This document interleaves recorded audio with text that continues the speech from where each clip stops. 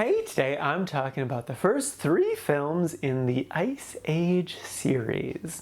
And the names of those 3 movies are Ice Age The Meltdown, and Ice Age Dawn of the Dinosaurs. First up is Ice Age. This is a 2002 film, and the only one of these that I had seen before, and I really remembered everything about it, which I don't think added to the experience of the film. The basic premise, if you're unfamiliar, is a sad mammoth reluctantly teams up with an annoying sloth to return a human baby to its family. There's a saber-toothed tiger who's along for the ride, who maybe has nefarious motivations. And it's fine. There's not a lot of stuff to chew on with the film. Like, there is the backstory for the mammoth Manny, and that's really beautiful and deep, but they don't really touch on it besides the one scene. It's definitely a missed opportunity. And like, there definitely is a lot of stuff to enjoy about it and interesting things within it, but I don't feel like they did a lot with it. So like, Sid the Sloth is so annoying and his family abandons him, but he is charming at times.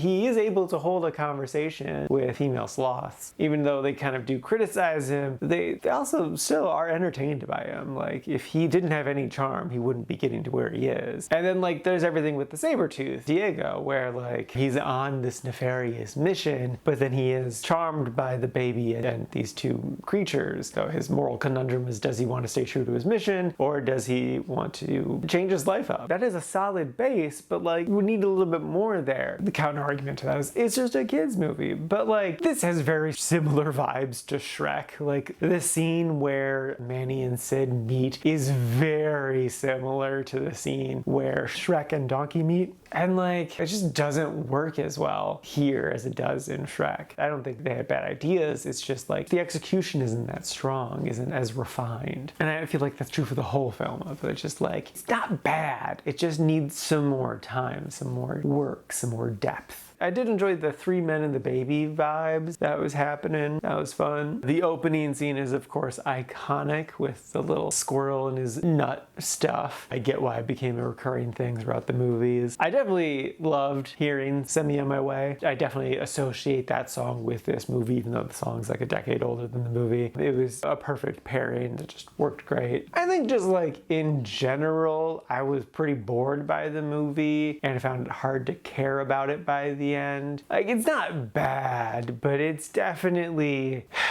middle of the road. It's definitely aimed for younger kids. There's a lot of slapsticky jokes in here that I just did not care for. I think this is like a decent background noise type of movie. Plop the young kids in front of it and then go about doing chores, and you can occasionally look over and you'll be like, oh yeah, that's kind of fun. So yeah, it's that sort of vibe. It's an okay movie that I guess I kind of recommend.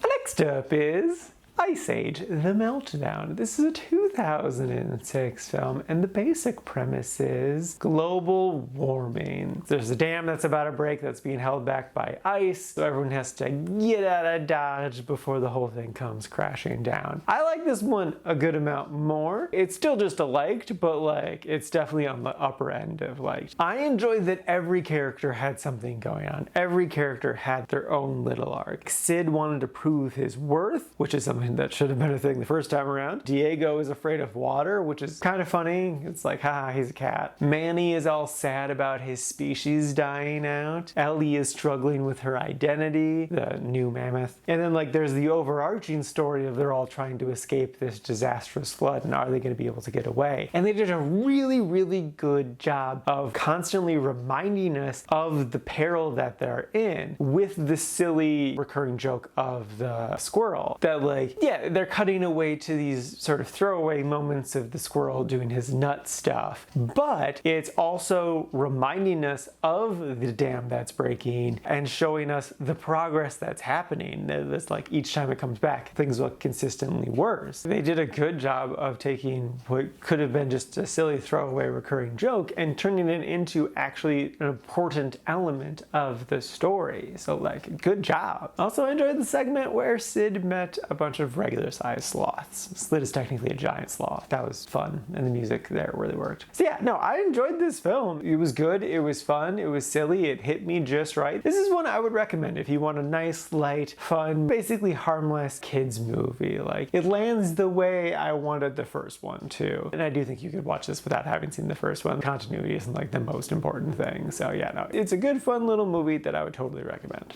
And lastly is Ice Age: The Dawn of the Dinosaurs. This is a 2009 film, and the basic premise is the mammoths are having a baby. I guess technically spoilers for the second one, but it doesn't matter. And Sid and Diego aren't taking that well. Sid wants his own kids and eventually gets some dinosaur babies. That leads to the whole dinosaur plot thing. Diego wants to go be on his own for reasons that aren't really clear. Like, he's having heart problems, and that's not really fully addressed. I don't really know what was going on there. I know I'm kind of starting off sounding pessimistic about this one. That's because it took me a while to get into this movie. I really didn't care about like all of this parenting stuff. I didn't care about any of the drama. I didn't care about them finding this hidden dinosaur world. It really wasn't until Buck shows up, Simon Pegg's character. He's a weasel. He's a lot of fun and brought a lot of life into the movie and really just like energized it, gave it more of a direction and just a nice level of fun to it. And then on top of that, there's these two possums that first appeared in the second one. But during this one, their humor really started to hit me well. It came to the point of like, I was looking forward to when something would happen so that we cut away to them and we got to hear their like one-liners that they would do. So yeah, that was fun. The story still didn't win me over, but I definitely enjoyed this one more than it seemed like I was going to. So I would say if you watched either the first one or the second one and you enjoyed it a decent amount, yeah, you can continue on with this series. This one as a standalone one, I guess you could do, but I would still recommend 2 over 3. So yeah, no, it's a decent little film that will probably take you a little bit to get into and that I would recommend. So yeah,